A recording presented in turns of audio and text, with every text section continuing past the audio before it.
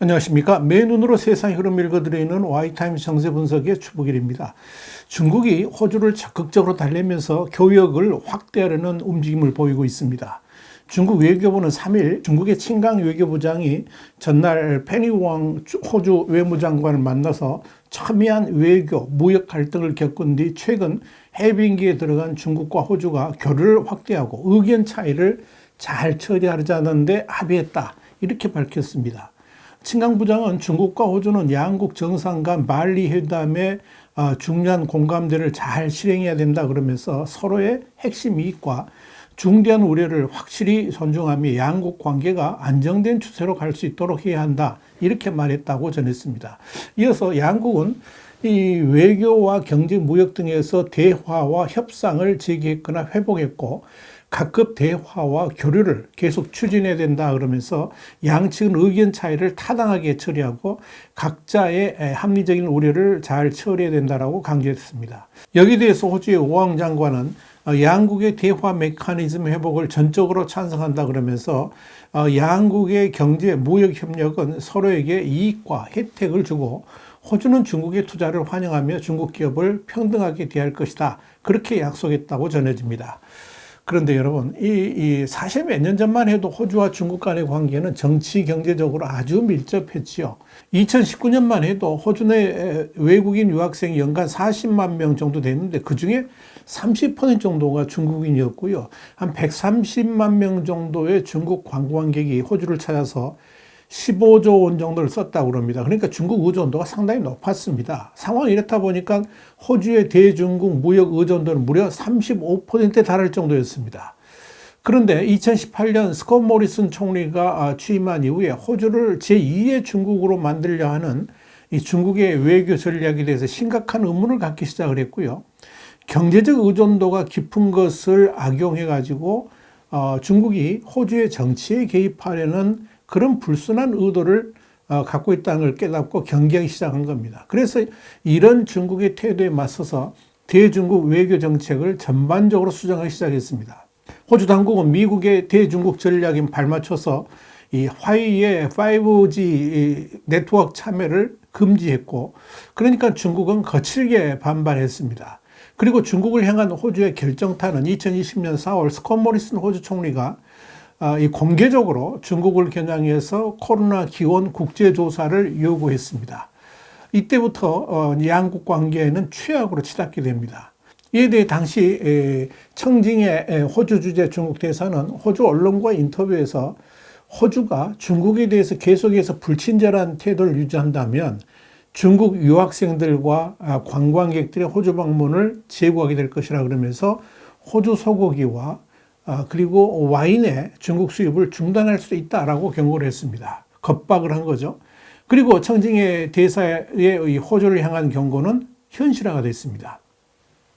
중국은 호주를 향해서 중국의 외교 원칙에 대드는 나라가 어떻게 몰락하는지 그 표본을 보여주겠다 그러면서 호기롭게 무역 보복을 하기 시작했습니다.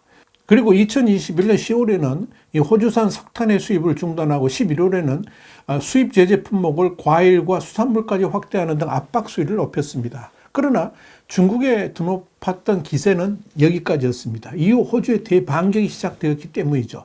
호주는 중국의 무차별적 무역 보복에 대해서 무릎 꿇지 않았습니다. 그동안 참여해왔던 1대1로의 탈퇴를 선언한 호주는 중요한 전략 자원 항구이자 관문인 나이낭에 대해서 노던준주 정부가 5억 600만 달, 우리 돈으로는 한 4,355억 원 정도 됐는데 이걸 받고 운영 통제권 100% 그리고 항만 소유권 80%를 넘겨주면서 이 99년간 임대를 해줬던 그 사안을 백지화시켜 버렸습니다.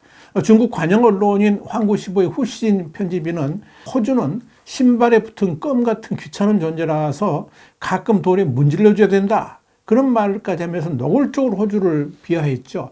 그런데 이 호주의 반격은 중국의 급소를 찌르면서 끝내 중국 경제 전체를 뒤흔들었고요.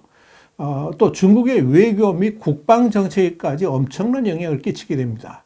결국 호주는 중국을 무릎 꿇게 만들면서 중국의 자존심을 완전히 짓뭉개 버렸습니다. 급기야 중국은 다시 호주에게 정중하게 손을 내밀었습니다. 중국이 호주에게 무릎을 꿇은 거죠. 지난 2021년 12월 호주로부터 무연탄 수입 금지 조치로 인해 가지고 중국 전역이 심각한 전력난을 겪을 정도로 위기에 처하니까 호주로부터 석탄 수입을 돌연 재개하기로 했습니다. 그러면서 호주와 화해 제스처를 보였던 중국은 결국 호주에 대한 무역 제재 3년 만에 사실상 대부분의 보복 조치를 해제했습니다. 유연탄은 물론이고 호주의 면화 그리고 호주산 킹크랩의 수입도 최근 전면 재개됐습니다. 그리고 나머지 경제 제재의 해제도 곧바로 이루어질 것으로 보입니다. 그렇다고 호주가 중국에게 양해를 구했다거나 의례적인 유감 표시조차 전혀 하지 않았습니다. 오로지 중국의 필요 때문에 모든 자존심을 꺾고 무역 재개를 하기로 한 겁니다. 자, 그런데요. 이 중국이 먼저 고개를 숙이면서 화해를 요청했습니다만은 그럼에도 호주는 중국에 대한 경계심을 전혀 늦추지 않고 있습니다. 양국 관계 악화의 한 원인이 되었던 화웨이의 5G 통신망 사업 참여 배제도 계속되고 있고 또 외교 안보 또 인권 현안에 대해서도 조금도 입장을 바꾸지 않고 있습니다. 호주는 오히려 중국을 최대의 안보 우려국으로 지정을 하고 중국에 대한 압박을 더욱 강화하고 있습니다. 중국 입장에서는 그동안에 중국의 우호적이었던 노동당 정권이 지난해 5월 들어섰기 때문에 양국 관계가 급속도로 이 긍정적 분위기로 전환될 수 있을 것이다. 이렇게 생각을 했습니다만 그런 예상은 보기 좋게 빗나갔습니다. 물론 약간의 따스한 분위기는 관측되고 있지만 그렇다고 그동안 호주 당국이 유지해왔던 대중국 경계태세는 그대로 유지되고 있다 하는 그런 의미입니다. 지난 2월 28일에도 호주 정부는 중국 펀드가 히토류 탐사 개발사인 노던 미네랄에 대한 투자 확대 계획을 막았습니다. AFP 통신이 보도한 내용이 그렇습니다. 매체에 따르면 노던 미네랄은 이날 최대 주주인 중국 위사오 펀드가 자사 지분을 늘리는 방안을 호주 정부가 안전보장 관점에서 저지했다라고 밝혔습니다. 또 호주 일간 디 오스트레일리아는 지난 2월 9일 리처드 말스 호주 국방장관이 국방부 건물에 설치된 중국산 감시 카메라와 영상 기록기 등을 긴급 철거하기로 했다라고 보도를 했습니다.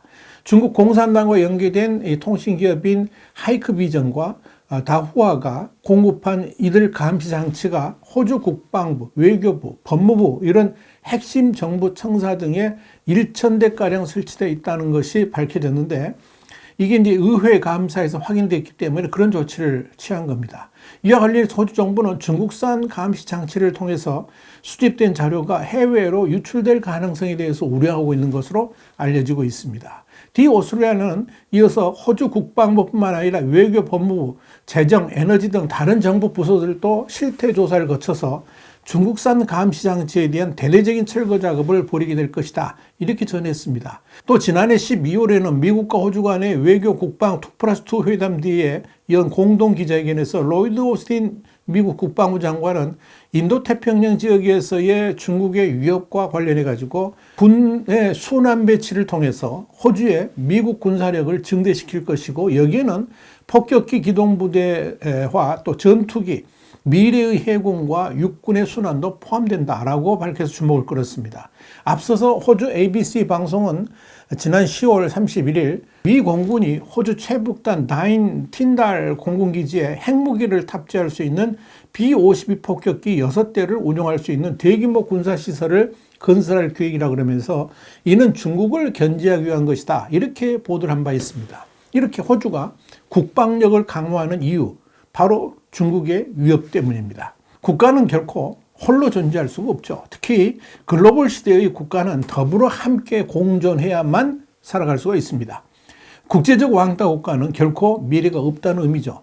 그런데 중국의 거친 외교는 스스로를 고립시켜 왔습니다. 시드니 대학의 살바토르 바본스 교수는 지난 2020년 11월 4일 미국의 외교 전문 잡지인 더 디플로맷과의 인터뷰에서 이런 말을 했습니다. 중국의 노골적 압박으로 인해서 중국은 스스로를 국제적 왕따로 만들었다. 민주국가의 정치인들은 베이징에서 악수하는 사진이 찍히는 것을 매우 꺼리게 될 것이며 그에 따라 그동안 서양인의 지갑을 불려주던 중국의 노다지판 기차는 멈추게 될 것이다. 이렇게 지적을 했습니다. 그런데 그 예측은 지금 그대로 실현되고 있습니다.